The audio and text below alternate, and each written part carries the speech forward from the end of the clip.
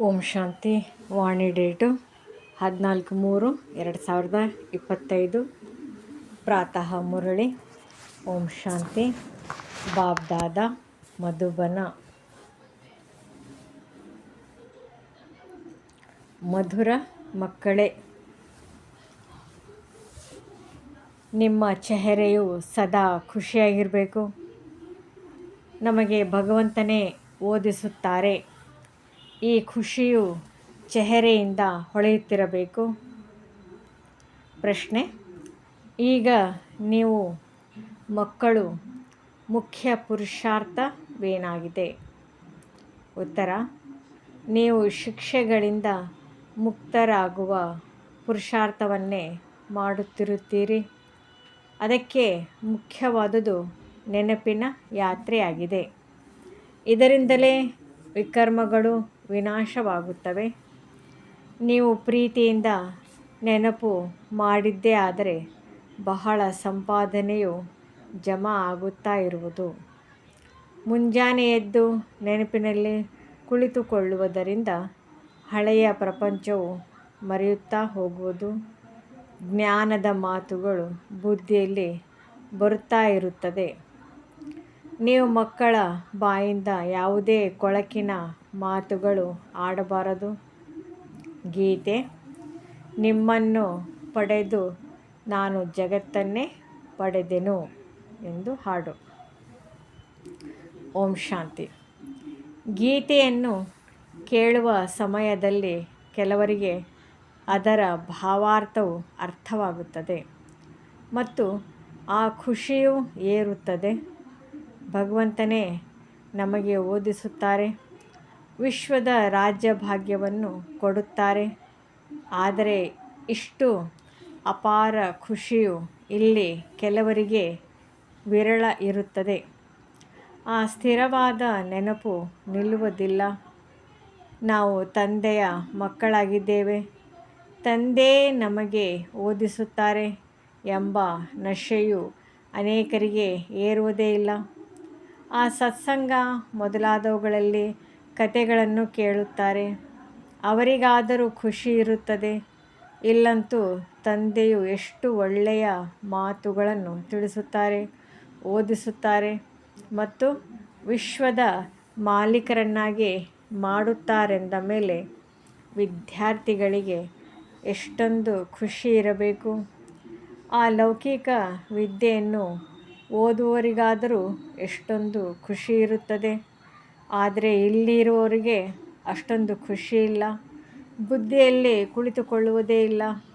ತಂದೆಯು ತಿಳಿಸುತ್ತಾರೆ, ಇಂತಿಂತಹ ಗೀತೆಗಳನ್ನು 4-5 ಬಾರಿ ಕೇಳಿ ತಂದೆಯನ್ನು ಮರೆಯುವುದರಿಂದಲೇ ಹಳೆಯ ಪ್ರಪಂಚ ಮತ್ತು ಹಳೆಯ ಸಂಬಂಧಗಳೇ ನೆನಪಿಗೆ ಬರುತ್ತದೆ. ಇಂತಹ ಸಮಯದಲ್ಲಿ ಹಾಡುಗಳನ್ನು ಕೇಳುವುದರಿಂದ ತಂದೆಯ ನೆನಪು ಬಂದು ಬಿಡುವುದು. ತಂದೆ ಎಂದು ಹೇಳಿದಾಗ ಆಸ್ತಿಯು ನೆನಪಿಗೆ ಬರುತ್ತದೆ. ವಿದ್ಯೆಯಿಂದ ಆಸ್ತಿಯು ಸಿಗುತ್ತದೆ. ನೀವು ಇಡೀ ವಿಶ್ವದ ಮಾಲೀಕರಾಗಲು ಶಿವತಂದೆಯಿಂದ ಓದುತ್ತೀರಿ ಅಂದ ಮೇಲೆ ಮತ್ತಿನ್ನೇನು ಬೇಕು? ಇಂತಹ ವಿದ್ಯಾರ್ಥಿಗಳಿಗೆ ಆಂತರಿಕವಾಗಿ ಎಷ್ಟೊಂದು ಖುಷಿ ಇರಬೇಕು. ಈ ಖುಷಿಯಿಂದ ಹಗಲು ರಾತ್ರಿ ನಿದ್ರೆಯೂ ಸಹ ದೂರವಾಗಬೇಕು. ವಿಶೇಷವಾಗಿ ನಿದ್ರೆಯನ್ನು ತ್ಯಜಿಸಿಯಾದರೂ ಇಂತಹ ತಂದೆ ಮತ್ತು ಶಿಕ್ಷಕನನ್ನು ನೆನಪು ಮಾಡುತ್ತಿರಬೇಕು. ಮಸ್ತಾನರಾಗಿರಬೇಕು. ಓಹೋ, ನಮಗೆ ತಂದೆಯಿಂದ ವಿಶ್ವದ ರಾಜ್ಯಭಾಗ್ಯವು ಸಿಗುತ್ತದೆ. ಆದರೆ ಮಾಯೆಯು ನೆನಪು ಮಾಡಲು ಬಿಡುವುದಿಲ್ಲ. ಮಿತ್ರ ಸಂಬಂಧಿಗಳು ಮೊದಲಾದವರ ನೆನಪು ಬರುತ್ತಿರುತ್ತದೆ. ಅವರದೇ ಚಿಂತನೆ ಇರುತ್ತದೆ. ಹಳೆಯ ಕೊಳಕು ಮಾತುಗಳೇ ಅನೇಕರಿಗೆ ಬರುತ್ತಿರುತ್ತದೆ. ನೀವು ವಿಶ್ವದ ಮಾಲೀಕರಾಗುತ್ತಿದ್ದೀರೆಂದು ತಂದೆಯು ಯಾವ ಮಾತನ್ನು ತಿಳಿಸುತ್ತಾರೆಯೋ ಆ ನಶೆ ಏರುವುದಿಲ್ಲ. ಶಾಲೆಯಲ್ಲಿ ಓದುವವರ ಚೆಹರೆಯೇ ಪ್ರಸನ್ನತೆಯಿಂದ ಕೂಡಿರುತ್ತದೆ. ಇಲ್ಲಿ ಭಗವಂತನೇ ಓದಿಸುತ್ತಾರೆ. ಈ ಖುಷಿಯು ವಿರಳ ಕೆಲವರಿಗೆ ಇರುತ್ತದೆ. ಇಲ್ಲವೆಂದರೆ ಬಹಳ ಅಪಾರವಾದ ಖುಷಿಯ ನಶೆ ಏರಿರಬೇಕು. ಬೇಹದ್ದಿನ ತಂದೆಯು ನಮಗೆ ಓದಿಸುತ್ತಾರೆ ಎಂಬ ಮಾತನ್ನೇ ಮರೆತು ಹೋಗುತ್ತಾರೆ. ಕೇವಲ ಇಷ್ಟು ನೆನಪಿದ್ದರೂ ಸಾಕು, ಖುಷಿ ಇರುತ್ತದೆ. ಆದರೆ ಹಿಂದಿನ ಕರ್ಮಭೋಗವೇ ಈ ರೀತಿ ಇರುವುದರಿಂದ ತಂದೆಯನ್ನು ನೆನಪು ಮಾಡುವುದೇ ಇಲ್ಲ. ಮುಖವು ಕೆಸರಿನ ಕಡೆಗೆ ಹೊರಟು ಹೋಗುತ್ತದೆ. ತಂದೆಯು ಎಲ್ಲರಿಗೆ ಇದೇ ಮಾತನ್ನು ಹೇಳುವುದಿಲ್ಲ. ನಂಬರ್ವಾರ್ ಇದ್ದಾರೆ. ಸ್ವಯಂ ಭಗವಂತನೇ ನಮಗೆ ಓದಿಸುತ್ತಾರೆ ಎಂದು ಯಾರು ತಂದೆಯ ನೆನಪಿನಲ್ಲಿರುವರೋ ಅವರೇ ಮಹಾನ್ ಸೌಭಾಗ್ಯಶಾಲಿಗಳು. ಹೇಗೆ ಆ ವಿದ್ಯೆಯಲ್ಲಿ ಇಂತಹ ಶಿಕ್ಷಕರು ನಮಗೆ ವಕೀಲರನ್ನಾಗಿ ಮಾಡುತ್ತಾರೆ ಎಂದಿರುತ್ತದೆ, ಹಾಗೆಯೇ ಇಲ್ಲಿ ನಮಗೆ ಭಗವಂತನೇ ಭಗವಾನ್ ಭಗವತಿಯರನ್ನಾಗಿ ಮಾಡಲು ಓದಿಸುತ್ತಾರೆ. ಅಂದ ಮೇಲೆ ಎಷ್ಟೊಂದು ಖುಷಿ ಇರಬೇಕಲ್ಲವೇ. ಕೇಳುವ ಸಮಯದಲ್ಲಿ ಕೆಲವರಿಗೆ ನಶೆ ಏರುತ್ತದೆ, ಇನ್ನು ಕೆಲವರಿಗಂತೂ ಏನೂ ಅರ್ಥವಾಗುವುದಿಲ್ಲ. ಗುರುಗಳನ್ನು ಮಾಡಿಕೊಂಡರೆ ಇವರು ನಮ್ಮ ಜೊತೆ ಕರೆದುಕೊಂಡು ಹೋಗುತ್ತಾರೆ, ಭಗವಂತನೊಂದಿಗೆ ಮಿಲನ ಮಾಡಿಸುತ್ತಾರೆಂದು ತಿಳಿಯುತ್ತಾರೆ. ಆದರೆ ಇಲ್ಲಿ ಸ್ವಯಂ ಭಗವಂತನಾಗಿದ್ದಾರೆ, ತಮ್ಮೊಂದಿಗೆ ಮಿಲನ ಮಾಡಿಸುತ್ತಾರೆ, ಜೊತೆಯಲ್ಲಿ ಕರೆದುಕೊಂಡು ಹೋಗುತ್ತಾರೆ. ಭಗವಂತನ ಬಳಿ ಕರೆದುಕೊಂಡು ಹೋಗಲು ಅಥವಾ ಶಾಂತಿಧಾಮಕ್ಕೆ ಕರೆದುಕೊಂಡು ಹೋಗುವುದಕ್ಕಾಗಿ ಮನುಷ್ಯರು ಗುರುಗಳನ್ನು ಮಾಡಿಕೊಳ್ಳುತ್ತಾರೆ. ಇಲ್ಲಿ ತಂದೆ ಸನ್ಮುಖದಲ್ಲಿ ಎಷ್ಟೊಂದು ತಿಳಿಸುತ್ತಾರೆ. ನೀವು ವಿದ್ಯಾರ್ಥಿಗಳಾಗಿದ್ದೀರಿ, ಓದಿಸುವಂತಹ ಶಿಕ್ಷಕರನ್ನು ನೆನಪು ಮಾಡಿ ಎಂದು. ಆದರೂ ಸಹ ನೆನಪು ಮಾಡುವುದೇ ಇಲ್ಲ. ಮಾತೇ ಕೇಳಬೇಡಿ.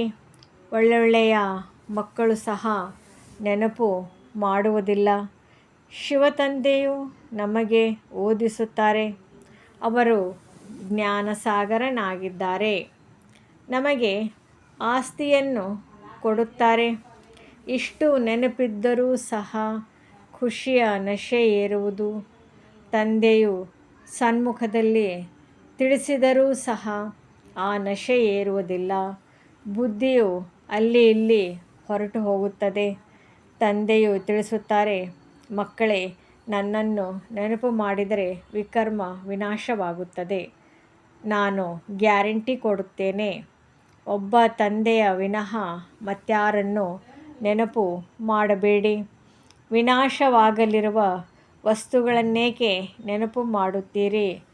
ಇಲ್ಲಂತೂ ಯಾರಾದರೂ ಶರೀರ ಬಿಟ್ಟರೆ 3-4 ವರ್ಷಗಳವರೆಗೆ ಅವರನ್ನು ನೆನಪು ಮಾಡುತ್ತಿರುತ್ತಾರೆ, ಅವರ ಗಾಯನ ಮಾಡುತ್ತಿರುತ್ತಾರೆ. ಈಗ ತಂದೆಯು ನನ್ನನ್ನು ನೆನಪು ಮಾಡಿ ಎಂದು ಸನ್ಮುಖದಲ್ಲಿ ತಿಳಿಸುತ್ತಾರೆ. ಯಾರೆಷ್ಟು ನೆನಪು ಮಾಡುತ್ತಾರೋ ಅಷ್ಟು ಪಾಪಗಳು ಭಸ್ಮವಾಗುತ್ತಾ ಹೋಗುತ್ತದೆ, ಬಹಳ ಸಂಪಾದನೆಯಾಗುತ್ತದೆ.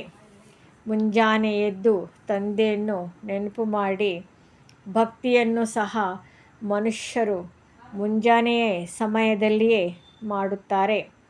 ನೀವಂತೂ ಜ್ಞಾನಗಳಾಗಿದ್ದೀರಿ ಅಂದಾಗ ನೀವು ಹಳೆಯ ಪ್ರಪಂಚದ ಕೆಸರಿನಲ್ಲಿ ಸಿಲುಕಿ ಹಾಕಿಕೊಳ್ಳಬಾರದು. ಆದರೆ ಕೆಲವು ಮಕ್ಕಳು ಈ ರೀತಿ ಸಿಲುಕಿ ಹಾಕಿಕೊಳ್ಳುತ್ತಾರೆ, ಅದರ ಮಾತೇ ಕೇಳಬೇಡಿ. ಕೆಸರಿನಿಂದ ಹೊರಬಂದಾಗಲೂ ಇಡೀ ದಿನ ಕೆಟ್ಟ ಮಾತುಗಳನ್ನೇ ಮಾತನಾಡುತ್ತಿರುತ್ತಾರೆ. ಜ್ಞಾನದ ಮಾತುಗಳು ಬುದ್ಧಿಯಲ್ಲಿ ಬರುವುದೇ ಇಲ್ಲ. ಕೆಲವರು ಇಂತಹ ಮಕ್ಕಳೂ ಇದ್ದಾರೆ. ಇಡೀ ದಿನ ಸೇವೆಗಾಗಿ ಓಡುತ್ತಿರುತ್ತಾರೆ. ಯಾರು ತಂದೆಯ ಸೇವೆ ಮಾಡುತ್ತಾರೆಯೋ ಅವರೇ ನೆನಪಿಗೆ ಬರುತ್ತಾರೆ. ಈ ಸಮಯದಲ್ಲಿ ಎಲ್ಲರಿಗಿಂತ ಹೆಚ್ಚಿನದಾಗಿ ಮನೋಹರ ಮಗು ಸೇವೆಯಲ್ಲಿ ತತ್ಪರರಾಗಿರುತ್ತಾರೆ. ಪ್ರತಿನಿತ್ಯವೂ ಯಾವುದಾದರೊಂದು ಕಡೆ ಸೇವೆಗಾಗಿ ಓಡುತ್ತಿರುತ್ತಾರೆ. ಯಾರು ಪರಸ್ಪರ ಹೊಡೆದಾಡುತ್ತಿರುತ್ತಾರೆಯೋ ಅವರೇನು ಸೇವೆ ಮಾಡುತ್ತಾರೆ? ತಂದೆಗೆ ಯಾರು ಪ್ರಿಯರಾಗುತ್ತಾರೆ? ಚೆನ್ನಾಗಿ ಸೇವೆ ಮಾಡುವ ಮಕ್ಕಳೇ ತಂದೆಗೆ ಪ್ರಿಯರಾಗುತ್ತಾರೆ. ಹಗಲು ರಾತ್ರಿ ಸೇವೆಯದೇ ಚಿಂತೆ ಇರುತ್ತದೆ. ಅವರೇ ತಂದೆಯ ಹೃದಯವನ್ನೇರುತ್ತಾರೆ. ಮತ್ತೆ ಮತ್ತೆ ಈ ಗೀತೆಗಳನ್ನು ಕೇಳುತ್ತಾ ಇರಿ, ಆಗ ನೆನಪಿರುತ್ತದೆ, ನಶೆ ಏರುತ್ತದೆ. ತಂದೆಯು ತಿಳಿಸಿದ್ದಾರೆ, ಬೇಜಾರಾಗಿರುವ ಸಮಯದಲ್ಲಿ ಇಂತಹ ಹಾಡುಗಳನ್ನು ಕೇಳುವುದರಿಂದ ಖುಷಿಯಾಗಿ ಬಿಡುತ್ತದೆ. ಓಹೋ, ನಾನು ವಿಶ್ವದ ಮಾಲೀಕರಾಗುತ್ತೇವೆ. ಕೇವಲ ತಂದೆಯು ತಿಳಿಸುತ್ತಾರೆ, ಮಕ್ಕಳೇ ನನ್ನನ್ನು ನೆನಪು ಮಾಡಿ ಎಂದು. ಎಷ್ಟು ಸಹಜವಾದ ವಿದ್ಯೆಯಾಗಿದೆ. ಬಾಬಾರವರು ಇಂತಹ 10-12 ಗೀತೆಗಳನ್ನು ಪ್ರತಿಯೊಬ್ಬರ ಬಳಿ ಇರಬೇಕೆಂದು ಆಯ್ಕೆ ಮಾಡಿ ತೆಗೆದಿದ್ದರು. ಆದರೂ ಸಹ ಮರೆತು ಹೋಗುತ್ತಾರೆ. ಕೆಲವರಂತೂ ನಡೆಯುತ್ತಾ ನಡೆಯುತ್ತಾ ವಿದ್ಯಾಭ್ಯಾಸವನ್ನೇ ಬಿಟ್ಟು ಬಿಡುತ್ತಾರೆ. ಮಾಯೆಯು ಯುದ್ಧ ಮಾಡುತ್ತದೆ. ತಂದೆಯು ತಮೋಪ್ರಧಾನ ಬುದ್ಧಿಯನ್ನು ಸತೋಪ್ರಧಾನವನ್ನಾಗಿ ಮಾಡುವ ಎಷ್ಟು ಸಹಜ ಯುಕ್ತಿಯನ್ನು ತಿಳಿಸುತ್ತಾರೆ. ಈಗ ನಿಮಗೆ ಸರಿ ತಪ್ಪು ಎಂದು ಆಲೋಚಿಸುವ ಬುದ್ಧಿಯು ಸಿಕ್ಕಿದೆ. ಹೇ ಪತಿತ ಪಾವನ, ಬನ್ನಿ ಎಂದು ತಂದೆಯನ್ನು ಕರೆಯುತ್ತಾರೆ. ಆದರೆ ತಂದೆಯನ್ನು ಕರೆಯುತ್ತಾರೆಂದ ಮೇಲೆ ಪಾವನರಾಗಬೇಕಲ್ಲವೇ? ನಿಮ್ಮ ತಲೆಯ ಮೇಲೆ ಜನ್ಮ ಜನ್ಮಾಂತರದ ಹೊರೆಯಿದೆ. ಅದಕ್ಕಾಗಿ ಎಷ್ಟು ನೆನಪು ಮಾಡುತ್ತೀರೋ, ಪವಿತ್ರರಾಗುವಿರೋ ಅಷ್ಟು ಖುಷಿಯೂ ಇರುವುದು. ಭಲೆ ಸೇವೆ ಮಾಡುತ್ತಿರುತ್ತಾರೆ.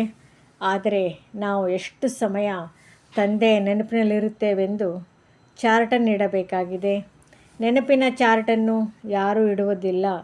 ಭಲೆ ಜ್ಞಾನ ಬಿಂದುಗಳನ್ನು ಬರೆಯುತ್ತಾರೆ, ಆದರೆ ನೆನಪು ಮರೆತು ಹೋಗುತ್ತಾರೆ. ತಂದೆಯು ತಿಳಿಸುತ್ತಾರೆ, ನೀವು ನೆನಪಿನಲ್ಲಿದ್ದು ಭಾಷಣ ಮಾಡಿದರೆ ಬಹಳ ಬಲ ಸಿಗುವುದು. ಇಲ್ಲವೆಂದರೆ ತಂದೆಯು ತಿಳಿಸುತ್ತಾರೆ, ನಾನೇ ಹೋಗಿ ಅನೇಕರಿಗೆ ಸಹಯೋಗ ಕೊಡುತ್ತೇನೆ. ಅವಶ್ಯಕತೆ ಇದ್ದಾಗ ಅವರಲ್ಲಿ ಪ್ರವೇಶ ಮಾಡಿ ಹೋಗಿ ನಾನೇ ಸೇವೆ ಮಾಡುತ್ತೇನೆ. ಸೇವೆಯನ್ನಂತೂ ಮಾಡಬೇಕಲ್ಲವೇ? ಯಾರ ಭಾಗ್ಯವಾದರೂ ತೆರೆಯುವುದಿದ್ದಾಗ ಅವರಿಗೆ ತಿಳಿಸಿಕೊಡುವವರು ಬುದ್ಧಿವಂತರಲ್ಲದಿದ್ದರೆ ಆ ಸಮಯದಲ್ಲಿ ನಾನು ಪ್ರವೇಶ ಮಾಡಿ ತಿಳಿಸುತ್ತೇನೆ. ಇದರಿಂದ ಕೆಲವರು ತಂದೆಯೇ ಈ ಸೇವೆ ಮಾಡಿದರೂ ನಮ್ಮಲ್ಲಿ ಇಷ್ಟೊಂದು ಶಕ್ತಿ ಇರಲಿಲ್ಲ, ತಂದೆಯೇ ಮುರಳಿಯನ್ನು ನುಡಿಸಿದರೆಂದು ಬರೆಯುತ್ತಾರೆ. ಇನ್ನು ಕೆಲವರಿಗೆ ನಾವು ಇಷ್ಟು ಚೆನ್ನಾಗಿ ತಿಳಿಸಿಕೊಟ್ಟೆವು ಎಂದು ತಮ್ಮ ಅಹಂಕಾರವನ್ನು ಬಂದುಬಿಡುತ್ತದೆ. ತಂದೆಯು ತಿಳಿಸುತ್ತಾರೆ, ನಾನು ಕಲ್ಯಾಣ ಮಾಡುವುದಕ್ಕಾಗಿ ಪ್ರವೇಶ ಮಾಡುತ್ತೇನೆ.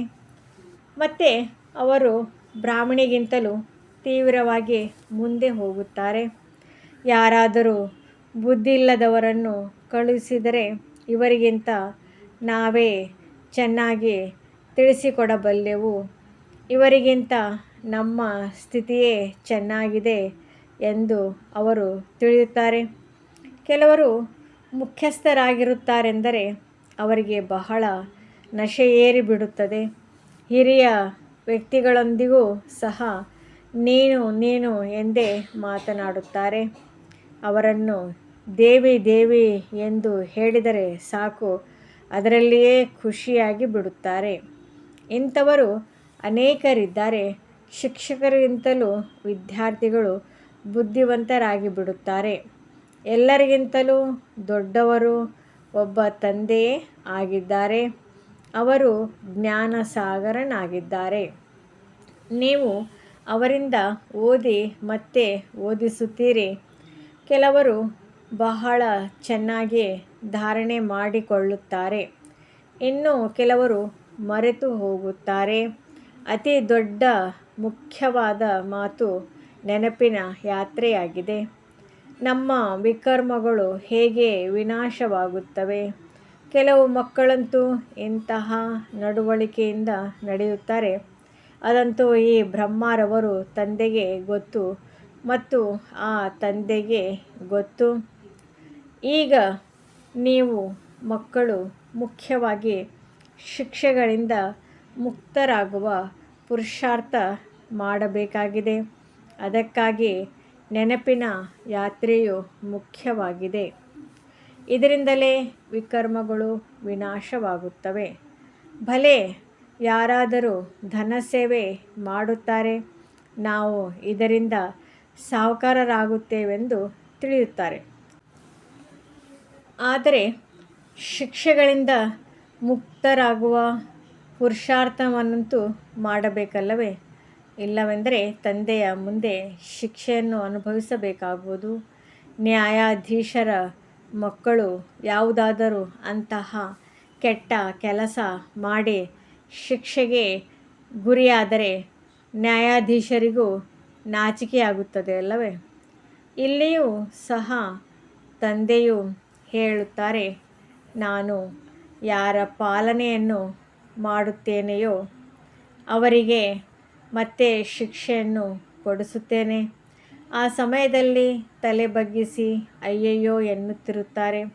ತಂದೆಯು ಇಷ್ಟೊಂದು ತಿಳಿಸಿದರೂ ಓದಿಸಿದರೂ ನಾವು ಗಮನ ಕೊಡಲಿಲ್ಲವೆಂದು ಪಶ್ಚಾತ್ತಾಪ ಪಡುವರು.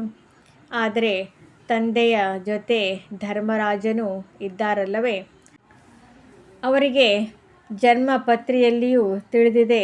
ಈಗಂತೂ ನೀವು ಪ್ರತ್ಯಕ್ಷದಲ್ಲಿ ನೋಡುತ್ತೀರಿ. 10 ವರ್ಷಗಳ ಕಾಲ ಪವಿತ್ರತೆಯಲ್ಲಿ ನಡೆದು ಆಕಸ್ಮಿಕವಾಗಿ ಮಾಯ ಇಂತಹ ಪೆಟ್ಟನ್ನು ಕೊಡುತ್ತದೆ.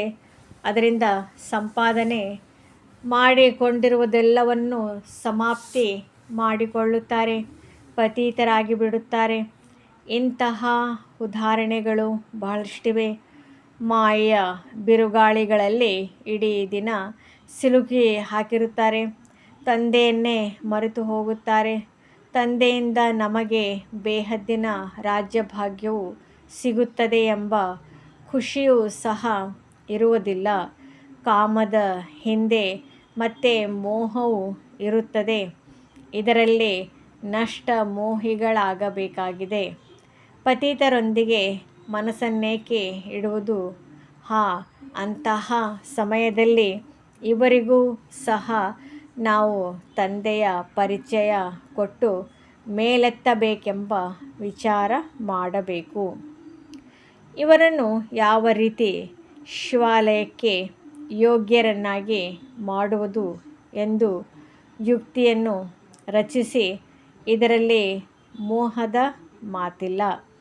ಎಷ್ಟೇ ಪ್ರಿಯ ಸಂಬಂಧಿಯಾಗಿರಲಿ ಅವರಿಗೂ ಸಹ ತಿಳಿಸುತ್ತಾ ಇರಿ. ಯಾರಲ್ಲಿಯೂ ಹೆಚ್ಚಿನ ಪ್ರೀತಿಯ ಸೆಳೆತವಿರಬಾರದು. ಹಾಗಿದ್ದರೆ ಸುಧಾರಣೆಯಾಗುವುದಿಲ್ಲ. ದಯಾಹೃದಯಗಳಾಗಬೇಕು. ತಮ್ಮ ಮೇಲೆ ಮತ್ತು ಅನ್ಯರ ಮೇಲೆ ದಯೆ ತೋರಿಸಬೇಕಾಗುತ್ತದೆ. ತಂದೆಗೂ ಸಹ ದಯೆ ಬರುತ್ತದೆ. ನಾವು ಎಷ್ಟು ಮಂದಿಯನ್ನು ತಮ್ಮ ಸಮಾನ ಮಾಡಿಕೊಳ್ಳುತ್ತೇವೆಂದು ತಮ್ಮನ್ನು ನೋಡಿಕೊಳ್ಳಬೇಕು. ತಂದೆಗೂ ಪ್ರತ್ಯಕ್ಷ ಪ್ರಮಾಣವನ್ನು ಕೊಡಬೇಕಾಗುತ್ತದೆ. ನಾವು ಇಷ್ಟು ಮಂದಿಗೆ ಪರಿಚಯ ಕೊಟ್ಟೆವು. ಬಾಬಾ ನಮಗೆ ಇವರ ಮೂಲಕ ಬಹಳ ಒಳ್ಳೆಯ ಪರಿಚಯ ಸಿಕ್ಕಿತು ಎಂದು ಅವರೂ ಸಹ ಬರೆಯುತ್ತಾರೆ. ತಂದೆಯ ಬಳಿ ಇಂತಹ ಪ್ರತ್ಯಕ್ಷ ಪ್ರಮಾಣವನ್ನು ತಂದಾಗಲೇ ಇವರು ಸೇವೆ ಮಾಡುತ್ತಾರೆಂದು ತಿಳಿಯುತ್ತಾರೆ. ಬಾಬಾ, ಈ ಬ್ರಾಹ್ಮಣಿಯು ಬಹಳ ಬುದ್ಧಿವಂತೆಯಾಗಿದ್ದಾರೆ, ಬಹಳ ಒಳ್ಳೆಯ ಸೇವೆ ಮಾಡುತ್ತಾರೆ, ನಮಗೆ ಚೆನ್ನಾಗಿ ಓದಿಸುತ್ತಾರೆಂದು ತಂದೆಯ ಬಳಿ ಪತ್ರವು ಬರಬೇಕು. ಒಳ್ಳೊಳ್ಳೆಯ ಮಕ್ಕಳು ಸಹ ಯೋಗದಲ್ಲಿ ಅನುತ್ತೀರ್ಣರಾಗುತ್ತಾರೆ. ನೆನಪು ಮಾಡುವ ಬುದ್ಧಿ ಇಲ್ಲ. ತಂದೆಯು ತಿಳಿಸುತ್ತಾರೆ, ಭೋಜನ ಮಾಡುವ ಸಮಯದಲ್ಲಿಯೂ ಶಿವ ತಂದೆಯನ್ನು ನೆನಪು ಮಾಡಿ ಸ್ವೀಕರಿಸಿ. ತಿರುಗಾಡಲು ಹೋಗುತ್ತೀರೆಂದರೂ ಸಹ ಶಿವ ತಂದೆಯನ್ನು ನೆನಪು ಮಾಡಿ. ಪರಚಿಂತನೆ ಮಾಡಬೇಡಿ. ಭಲೆ ಯಾವುದೇ ಮಾತಿನ ವಿಚಾರ ಬಂದರೂ ಸಹ ತಂದೆಯನ್ನು ನೆನಪು ಮಾಡಿ. ಕೆಲಸ ಕಾರ್ಯಗಳನ್ನು ಕುರಿತು ಆಲೋಚಿಸಿದರೂ ಸಹ ಮತ್ತೆ ತಂದೆಯ ನೆನಪಿನಲ್ಲಿ ತೊಡಗಿ.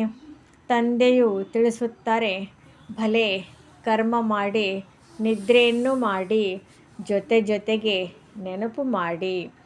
ಕೊನೆ ಪಕ್ಷ ನೆನಪಿನಲ್ಲಿ 8 ಗಂಟೆಯವರೆಗಾದರೂ ತಲುಪಬೇಕು. ಇದು ಕೊನೆಯಲ್ಲಿಯೇ ಆಗುವುದು. ನಿಧಾನವಾಗಿ ತಮ್ಮ ಚಾರ್ಟನ್ನು ಹೆಚ್ಚಿಸಿಕೊಳ್ಳುತ್ತಾ ಇರಿ.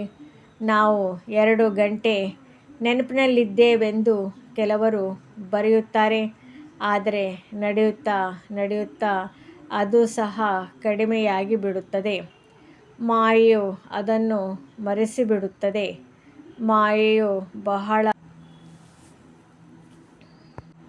ಬಹಳ ಶಕ್ತಿಶಾಲಿಯಾಗಿದೆ. ಯಾರು ಈ ಸೇವೆಯಲ್ಲಿ ಇಡೀ ದಿನ ತತ್ಪರರಾಗಿರುವರೋ ಅವರೇ ನೆನಪು ಮಾಡಲು ಸಾಧ್ಯವಾಗುತ್ತದೆ. ಪದೇ ತಂದೆಯ ಪರಿಚಯವನ್ನು ಕೊಡುತ್ತಾ ಇರುತ್ತಾರೆ. ತಂದೆಯು ನೆನಪಿಗಾಗಿ ಬಹಳಷ್ಟು ಒತ್ತು ಕೊಟ್ಟು ಹೇಳುತ್ತಿರುತ್ತಾರೆ. ನಾವು ನೆನಪಿನಲ್ಲಿರುವುದಿಲ್ಲ ಎಂಬುದನ್ನು ತಾವು ಸಹ ತಿಳಿದುಕೊಳ್ಳಬಹುದು. ನೆನಪಿನಲ್ಲಿಯೇ ಮಾಯೆಯು ವಿಘ್ನಗಳನ್ನು ಹಾಕುತ್ತದೆ. ವಿದ್ಯೆಯು ಬಹಳ ಸಹಜವಾಗಿದೆ. ತಂದೆಯಿಂದ ನಾವು ಓದುತ್ತೇವೆ. ಎಷ್ಟು ಧನವನ್ನು ತೆಗೆದುಕೊಳ್ಳುವೆವೋ ಅಷ್ಟು ಸಾಹುಕಾರರು ಆಗುತ್ತೇವೆ. ತಂದೆಯಂತೂ ಎಲ್ಲರಿಗೂ ಓದಿಸುತ್ತಾರಲ್ಲವೇ. ಮುರಳಿಯು ಎಲ್ಲರ ಬಳಿ ಹೋಗುತ್ತದೆ. ಕೇವಲ ನೀವಷ್ಟೇ ಅಲ್ಲ, ಎಲ್ಲರೂ ಓದುತ್ತಿದ್ದಾರೆ. ಮುರಳಿ ಸಿಗದಿದ್ದರೆ ಚಡಪಡಿಸುತ್ತಾರೆ. ಕೆಲವರಂತೂ ಮುರಳಿ ಕೇಳುವುದೇ ಇಲ್ಲ, ಹಾಗೆಯೇ ನಡೆಯುತ್ತಿರುತ್ತಾರೆ. ಮುರಳಿಯನ್ನು ಕೇಳುವ ಉತ್ಸುಕತೆ ಇರಬೇಕು. ಬಾಬಾ, ನಾವು ತಮ್ಮಿಂದ ಆಸ್ತಿಯನ್ನು ಪಡೆಯಲು ಬಂದಿದ್ದೇವೆಂದು.